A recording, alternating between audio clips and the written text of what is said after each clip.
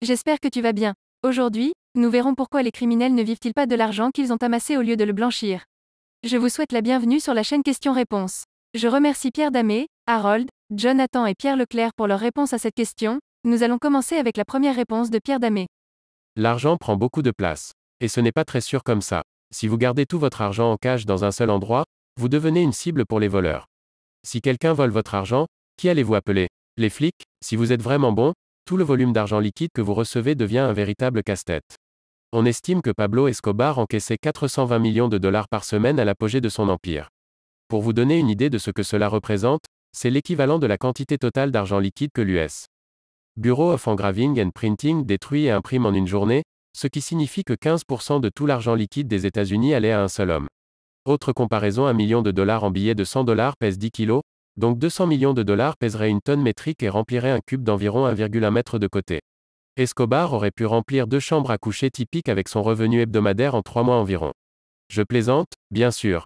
Un tel poids aurait provoqué l'effondrement du plancher.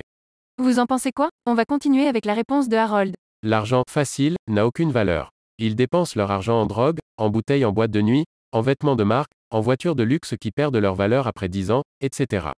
De plus, il est difficile de blanchir l'argent sale. Tant que l'activité criminelle se poursuit, ils sont les rois du monde, et s'ils tombent, les rois sont nus. Il y a bien sûr des exceptions. La réponse suivante est de Jonathan. S'ils ne blanchissent pas leur argent, ils se feront repéreurs par un niveau de vie sans lien avec leurs revenus déclarés. Ce sans parler du risque de se faire piquer le magot, évidemment. Blanchir l'argent permet ensuite d'en user comme un citoyen lambda, qu'il s'agisse de le dépenser ou de le déposer à la banque. La réponse suivante est de Pierre Leclerc. D2R, aucune idée, il faut leur demander. Si je ne peux pas vous dire quelles sont les motivations de criminels, je peux vous parler des motivations des citoyens normaux, ceux qui déclarent leurs revenus et payent leurs impôts.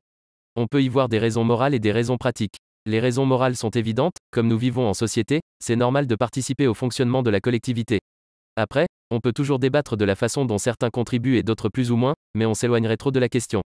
D'un point de vue pratique, vivre, normalement, dans un pays comme la France, c'est assez logique, car nous disposons d'une grande quantité de services prépayés auprès de la collectivité.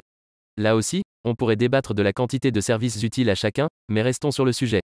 On pourrait aussi imaginer des raisons mi-morales, mi-pratiques, comme par exemple, participer à la construction et à l'entretien de forces armées ou de systèmes économiques assurant la stabilité de notre société et nous fournissant du bien-être à long terme, même si c'est facile pour certains d'ignorer la nécessité de couvrir autre chose que nos besoins immédiats. En fait, cela mène à évoquer la nature de certains comportements criminels basés sur la satisfaction de besoins immédiats, au détriment de comportements plus orientés vers une stabilité à long terme. Au fur et à mesure de la construction de nos sociétés modernes et de leur plus grande sophistication, quantité de mécanismes ont été mis en place pour décourager les comportements nuisibles à court terme et favoriser un équilibre entre intérêts individuels et intérêts collectifs. C'est probablement pour cela que certains criminels finissent pas tentés de s'insérer dans le système et de rentrer plus ou moins dans le rang. C'est d'ailleurs, à mon humble avis, la meilleure façon pour un État d'inciter à des comportements légaux. Si les individus ont plus intérêt à vivre dans le système qu'en dehors, ils le feront spontanément. Dans les pays où la corruption règne, c'est probablement le signe qu'il faut mener des réformes pour réintroduire du sens dans le système. Bon, encore faut-il que les individus en sont conscients. Ce n'est pas toujours évident, car les enseignements sur le fonctionnement de nos institutions sont souvent mal connus, perçus comme rébarbatifs, et pourtant, il y a des pépites qui méritent d'être découvertes montrant que vivre de façon légale est tout simplement normal. Ceci dit, il existe des vrais psychopathes, probablement irrécupérables pour la société, incapables de comprendre l'intérêt qu'il peut y avoir à s'insérer dans un système de lois soigneusement pensé. Pour cela, voici la réponse. C'est la fin de la vidéo, merci d'être resté jusqu'à la fin. J'espère que la vidéo vous a plu. Si c'est le cas, vous pouvez vous abonner et activer la cloche pour rater aucune vidéo. Pensez aussi à laisser un like.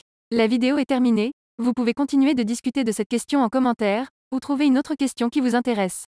À la prochaine.